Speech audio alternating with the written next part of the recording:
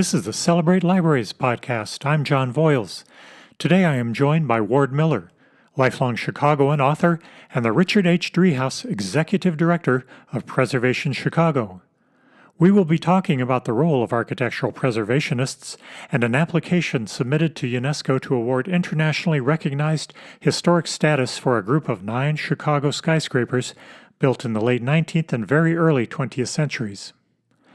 Welcome, Ward. Would you please summarize your current job responsibilities with Preservation Chicago? And are you an architect yourself?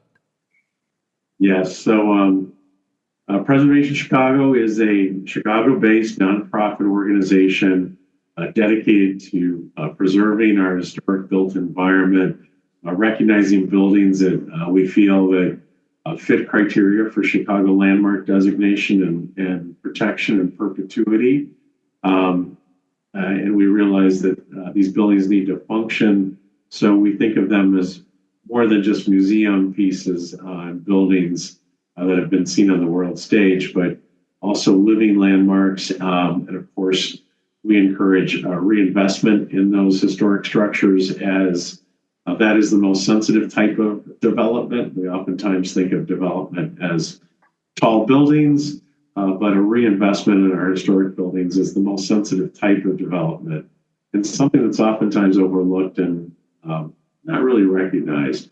So my background is in architecture. I studied at Northwestern University and then at IIT, the Illinois Institute of Technology, under the, if you will, the Mies van der Rohe program that once existed there.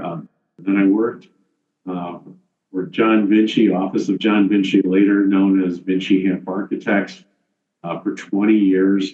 And after that, I worked on a book called The Complete Architecture of Adler and Sullivan. It was published in 2010, but began in the 1950s with Richard Nickel and his professor Aaron Siskin, both notable photographers, both well recognized on the world stage.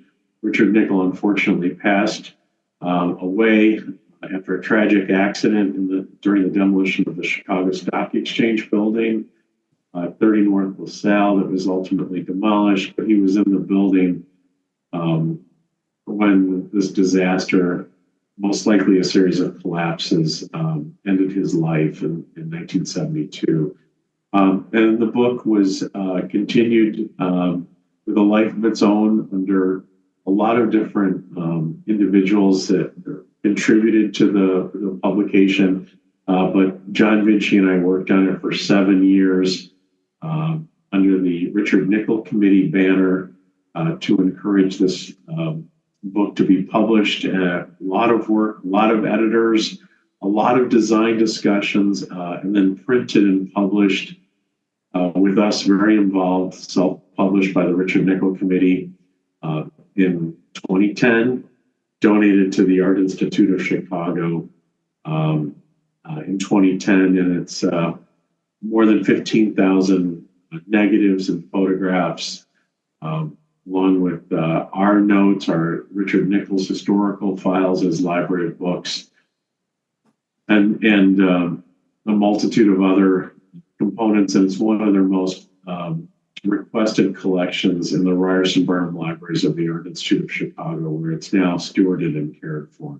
So very proud of that 8.5-pound book that was more than 50 years in the making, and I'm co-author with Richard Nickel, Aaron Siskin, John Vinci.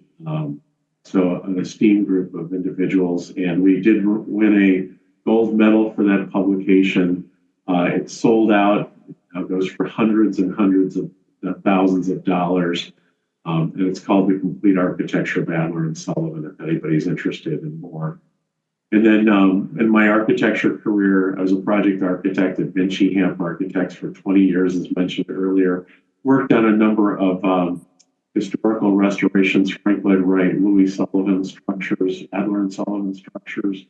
And then also worked on a number of museum projects across the country with a real focus on exhibitions coming to the Art Institute of Chicago, both permanent and temporary exhibitions, some of them by very well-known artists, one by Claude Monet that I still think holds the record for the greatest attendance at the Art Institute of Chicago, over 1 million people.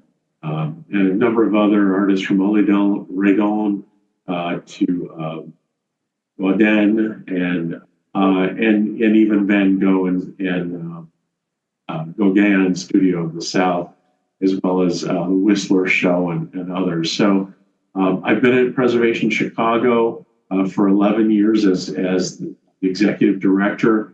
We received an endowment from the Richard H. Driehaus Foundation recently. So I'm now the Richard H. Driehaus executive director of Preservation Chicago. As mentioned, I've been in this position for 11 years. We've been very instrumental in spotlighting buildings in danger or facing an uncertain future, as well as getting them landmarked when possible. And not all of our advocacy efforts are successful, but a tremendous number of them are. And we when we sort of take these on, oftentimes they're considered hopeless cases. So I'm a lifelong Chicagoan. I'm a fourth generation Chicagoan, living in the city, growing up in the city, attending both private and Chicago public schools as a combination, but mostly CPS. First graduating class out of Whitney Young Magnet High School, the first magnet high school in the city. We have some very esteemed graduates, including Michelle Robinson Obama, who was there when I was there, and astronauts and a number of people worthy of note, including some elected officials.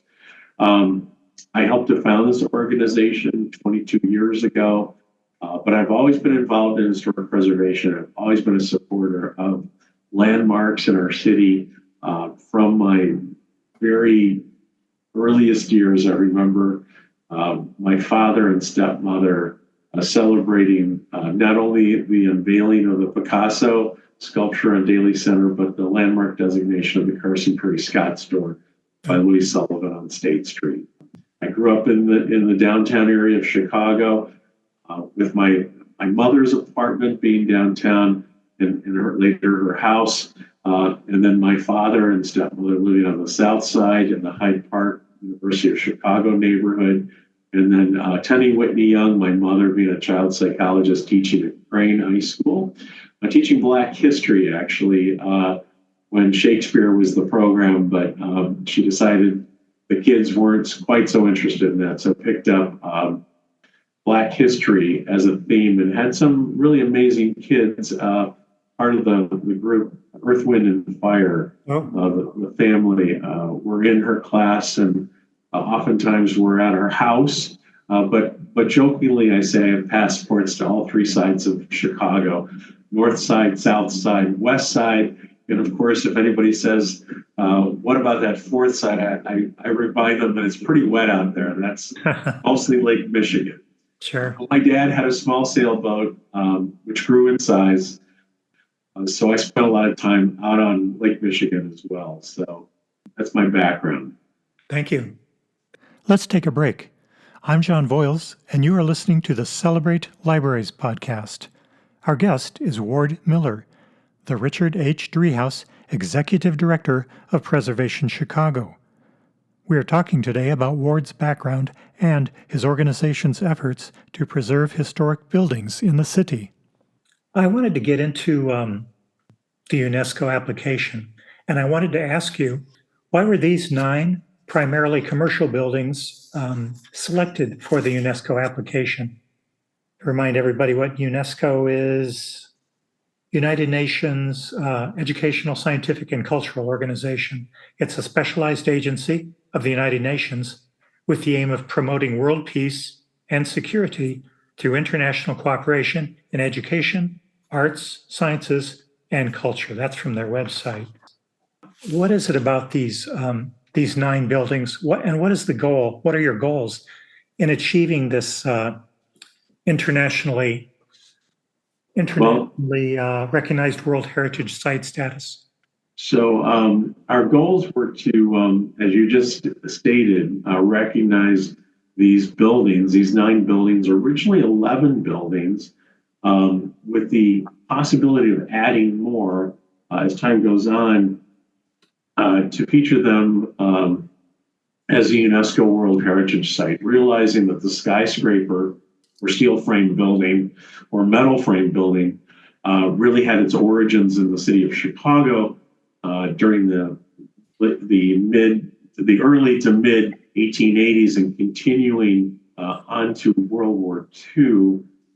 These buildings represent the tallest buildings that were ever conceived at that moment in time, and they really pushed forward the idea of the tall building artistically considered by these remarkable architects and architectural firms, beginning with William LeBaron Jenney and using his bridge engineering skills that he developed in part during the Civil War to design the home insurance building of 1883, 1884, recognized as the first skyscraper, at modest heights, under 15 stories, if you will, but also the great work of Dankmar Adler and Louis Sullivan with the auditorium building of 1889 to 1890, which comprised a 4,500 seat theater,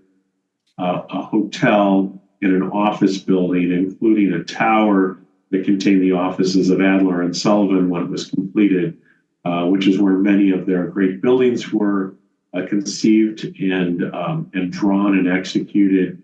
And of course, that's where Frank Lloyd Wright, probably the world's most recognized architect, started his career, and it really took off from that building. But also to honor the work of Burnham and Root with such buildings as the Rookery Building, the Monadnock Building, which is mostly a solid masonry building with a 6-foot base of masonry, not using the technologies of steel framing, but yet its addition to the south by Halliburton and Roche did employ those principles. We mentioned the Rookery Building, we mentioned the Auditorium Building, we mentioned the Monadnock Building, but it goes on to structures like the Ludington Building by William LeBaron Jenney, the Manhattan Building at 16 stories, which was for a time the world's tallest building.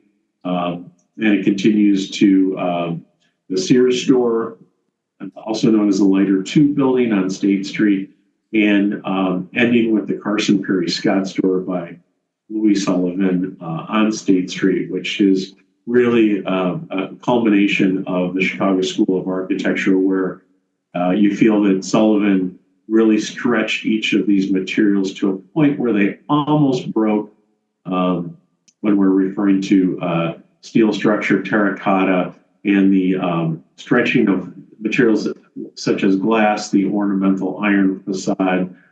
It's really the culmination of so many of the great strides of the Chicago School of Architecture. And we wanted to honor all of that in these 9 buildings, but were originally 11 buildings, which included the Manhattan Building and the Reliance Building, which really is by Burnham and Root, and one of those great steel frame buildings where it's almost you almost feel like the glass area is greater than the masonry area, and you feel the undulation of the structure and the expression of the tall building.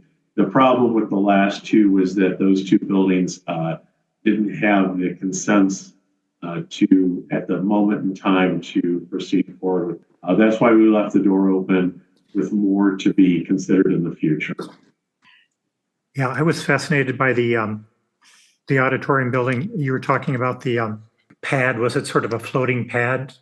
The railroad ties embedded in concrete and then crisscrossed either above or below. I don't recall. 100 feet of blue clay to build a building on this site. What a challenge.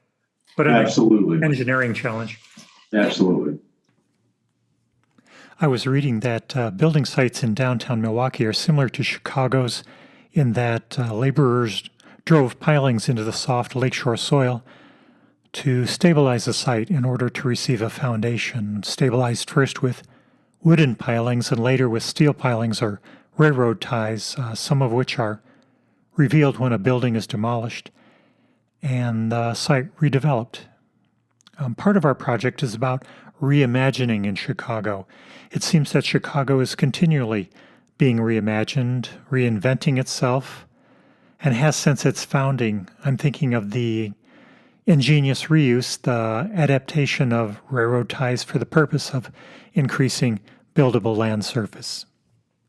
Sure, absolutely. And, you didn't have to go far to get railroad ties. Chicago is, our city was really built on the railroads, and the Illinois Central Railroad, which still exists as the Metro Electric line, runs just, parallel to Michigan Avenue, just east of the auditorium building. That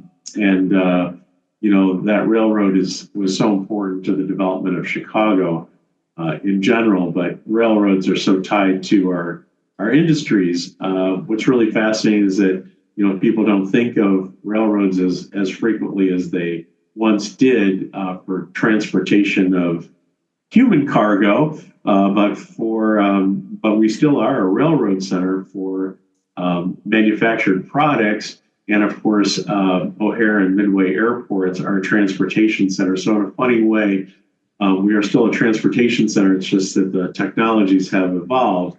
And I just want to mention one other thing, and I'm going to totally misquote him, but I'm always fascinated by a quote that Mark Twain, and an observation Mark Twain made about Chicago, that she's never the same city that you visit twice, and that she has a tendency to evolve and change almost to a point where she's unrecognizable. Those are my words and a summation of his quote, which I think you should probably have in front of you and insert here, because I think it's still very true. There was a time when Chicago was known for its railroads publicly. Well, lesser so now, even though they're still very critical to the city and transportation of goods.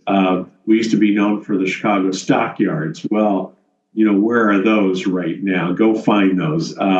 You'll find them in other cities, right? That sort of moved on. We still have the site of the stockyards. We're still embedded in a Carl Sandburg poem, and remembered even in a Frank Sinatra song, the earlier version, Chicago, My Kind of Town.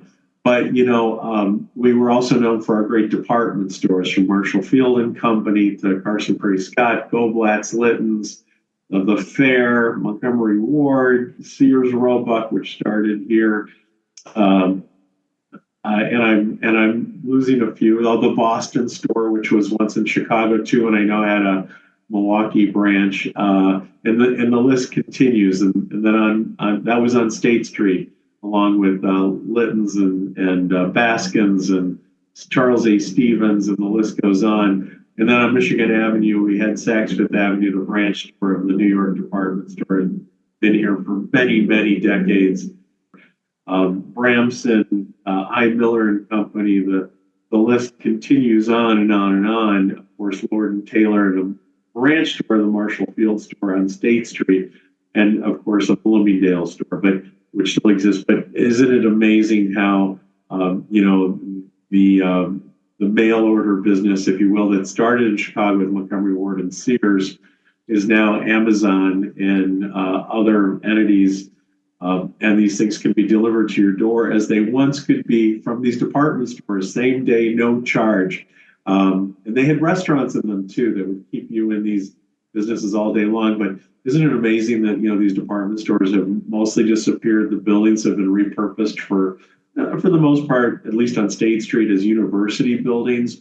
The Carson Perry Scott store that, was so forward thinking, now houses a lot of things, including a Target store. But, isn't it amazing that on one of the upper floors is an architectural firm, or two or three, and one of them is designing buildings, the world's tallest buildings around the world. So isn't it amazing that even though we may not have the tallest buildings in the world, that we're still, as an export, designing some of these amazing superstructures that really trace their origins back to Chicago, back to Jenny, back to even Skidmore, Owings and Merrill in the 1970s with in the 60s with the John Hancock Center, the Standard Oil Building, now Aon Center, and the Sears Tower, now known as the Willis Tower. Isn't it amazing that we're still using those technologies? We're building these buildings, designing them in an amazing building, which we hope one day will be a UNESCO World Heritage Site, the Carson Perry Scott store, now known as Sullivan Center, originally built as the Schlesinger and Mayer store, and that the environment of these offices, the large windows, the structure, the ornament, the idea of entering that building on State Street still may influence the design of these superstructures that are being built in, across the world and in the Middle East and in Asia. And isn't that fascinating that this is one of those exports that we're not even really so much keenly aware of in Chicago, but still continues the tradition, as well as our built environment here and the play with structures and superstructures and steel frame buildings that still are all around us in the city of Chicago, and we're so proud of. My partner Robin and I were talking about the roles of the architect and architectural preservationist in society, and she developed a term, the poetry of time, to reflect on the preservationist's gift to humanity in advocating for maintaining historic structures, allowing for the successful blending of the old with the new, to tell a more complete story about where we have been, where we are in the present moment, and perhaps where we are going as a population, a community. When we worked on the Frank Lloyd Wright Annunciation Greek Orthodox Church project in Wauwatosa, Wisconsin, Robin noted something she described as a poetry, the profound poetry of light, shape, and form, which graces those who experience it. And as we travel and celebrate libraries, this poetry of time is evident in those buildings too. If that makes sense, it may be a bit abstract. Oh no, I think you've captured it beautifully in a poetic way as well. And if you are familiar with the sort of philosophy of Louis Sullivan and his publications and books, he really does speak of these buildings, as does Frank Lloyd Wright. I mean, Frank Lloyd Wright was Sullivan's Liebermeister, right? His mentor, if you will. And they all speak very poetically about these buildings, but I think Sullivan really captures it so often in his writings and his speeches about, what is a tall building and how is it designed? And, it's not just the old-fashioned way of a 3 or 4 story building where they would stack elevations and the same elevation, on top of one another, the same architecture, or looking to classical Greek and Roman influences that you would find overseas. But, a new style of architecture where you had a building with a definite base, a middle sort of section, sort of like a column, and a definite cornice or capital that finishes the building. So just like a column that you may find, a decorative column that you may find, which has let's say a Corinthian column, which has a definite base, shaft or column center and top or capital. These buildings sort of related in a similar way, with a definite base that anchored it to the ground. Sometimes it grew out of the ground. I think you'd find a lot of Frank Lloyd Wright quotes and information about how his buildings grew organically out of the ground and then became that sort of tall structure, artistically considered, as Louis Sullivan would claim it to be, and then with a definite top or finish, something that meets the sky artfully and beautifully. So the idea of integrating poetry and art as a form and architecture all together, along with a building program and its functionality, were really important to these great architects, many of them being recognized with this World Heritage nomination. Let's take another break. This is John and Robin Voils, and you're listening to the Celebrate Libraries podcast. Today our guest is Ward Miller, the Richard H. Driehaus Executive Director of Preservation Chicago. We're talking today about Ward's background and his organization's efforts to preserve historic buildings in the city of Chicago.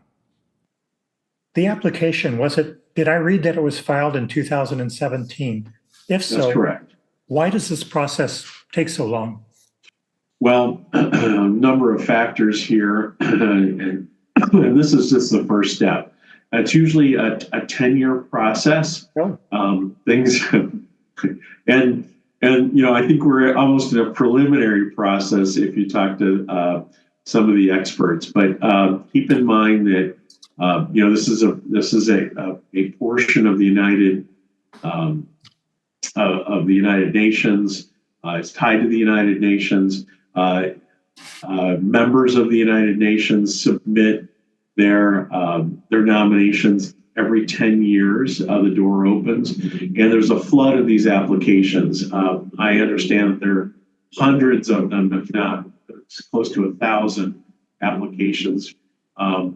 So the United States has a handful of these, but we're hoping that there will be more in time. We're also at Preservation Chicago have an idea to make the Chicago lakefront a national park for so many reasons, as that would be another partner with the Chicago Park District and the city of Chicago to bring resources to the community, additional monies, make some brown sites like the the former U.S. Steel site, a parkland, and to protect the parks from the taking. We've seen this with stadiums and new museums, including the Obama Presidential Center, which we very much welcome to Chicago, in Chicago's South Side, but really wanted to encourage them to look at alternate sites, privately owned versus building on 20 acres of Frederick Law Olmsted's Jackson Park, which, for 130 years has been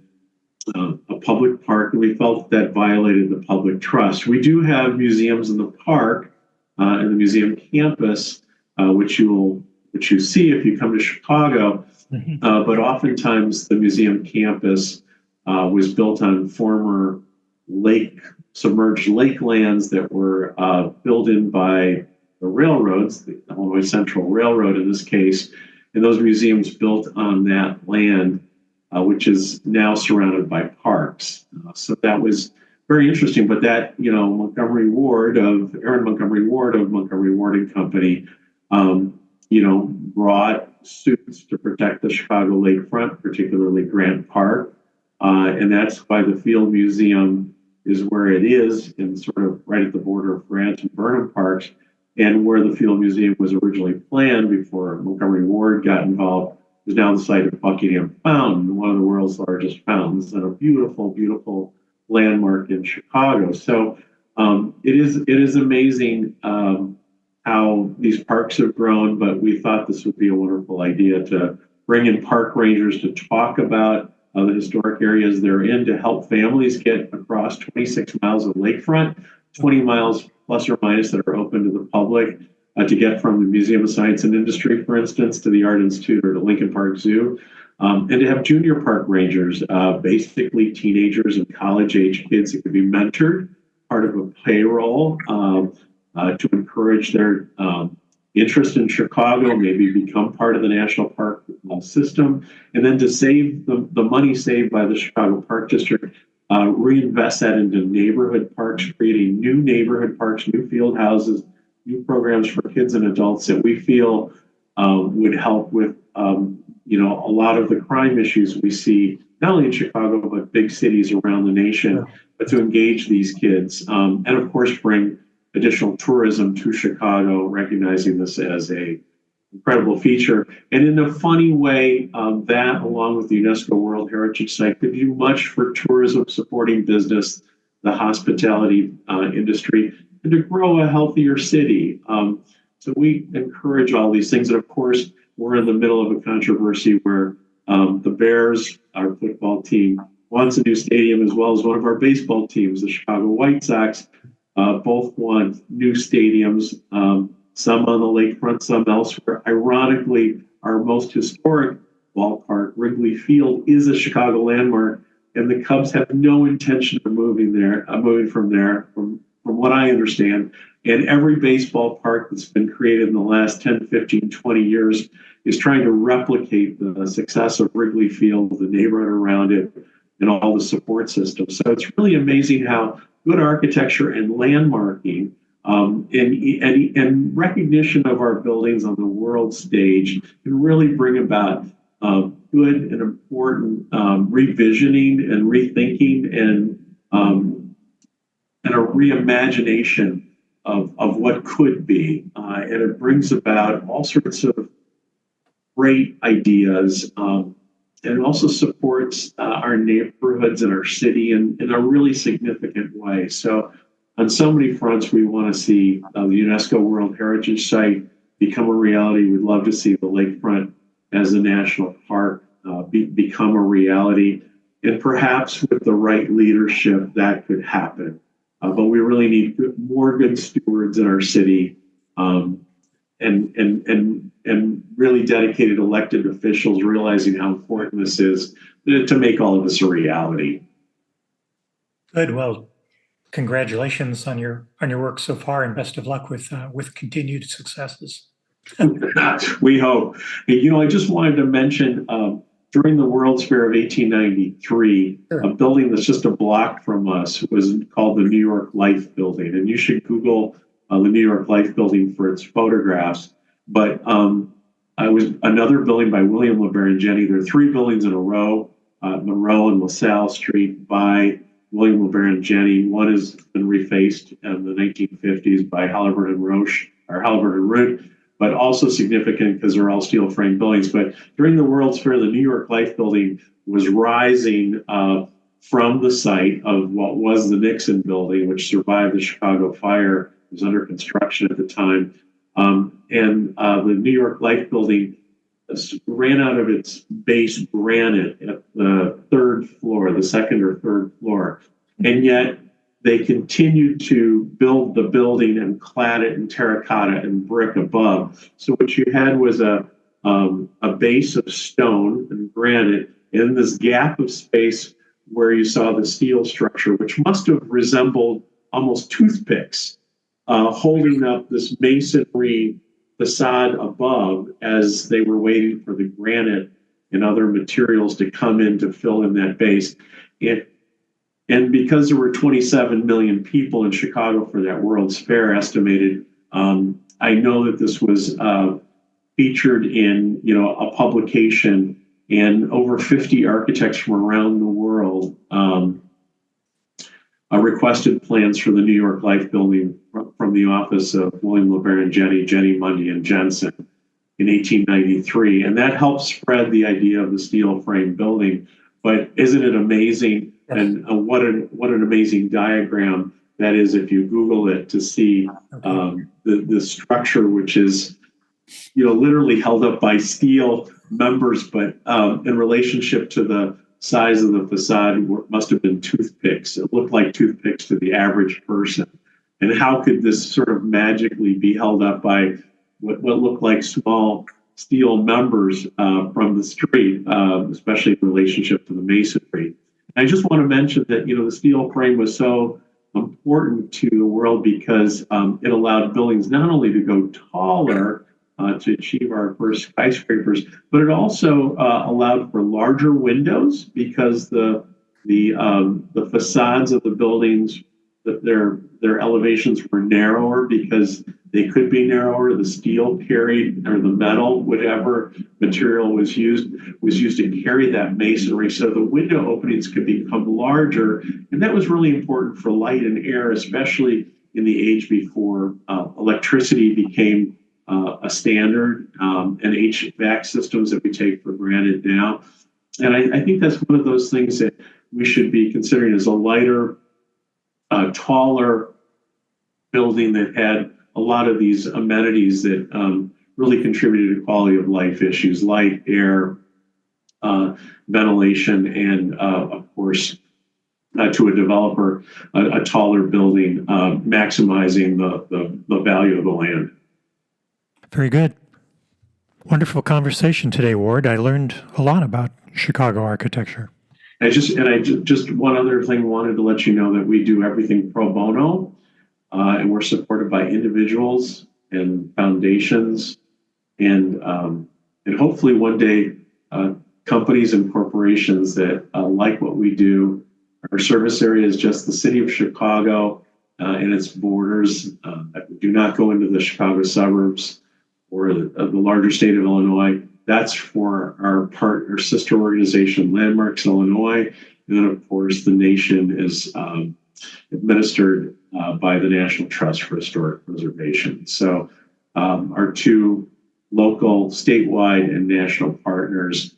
But we're grateful for this time today to talk about not only the 9 buildings, with additional buildings to be added over time as our UNESCO World Heritage Site. We're very excited about going to the next stage with this idea, and many other, if you will, big Burnham ideas that reference Daniel Burnham, Burnham and Root, and D.H. Burnham and Company. Daniel Burnham, recognized for his plan of Chicago and his ideas of great magnitude, if you will, both in Chicago and elsewhere. So thank you for the time to talk today about what we do at Preservation Chicago, a little bit about our UNESCO World Heritage Site nomination, and looking forward to continuing the conversation and seeing what comes of all of this. Thank you. Oh, you're welcome. You're so welcome. Ward, great interview. Thank you very much for your time and for your work preserving Chicago's historic properties. This is John and Robin Voils of Celebrate Libraries. Today we spoke with Ward Miller, the Richard H. Driehaus Executive Director of Preservation Chicago. We talked today about the role of architectural preservationists and an application submitted to UNESCO to grant internationally recognized historic status for a group of 9 Chicago skyscrapers built in the late 19th and very early 20th century. You can find out more by searching Preservation Chicago's website at www.preservationchicago.org and the UNESCO website specifically by searching the keywords early Chicago skyscrapers. Both links will be listed on our website, which is www.celebratelibraries.com. Celebrate Libraries podcast is available from most major streaming services. Thank you for listening.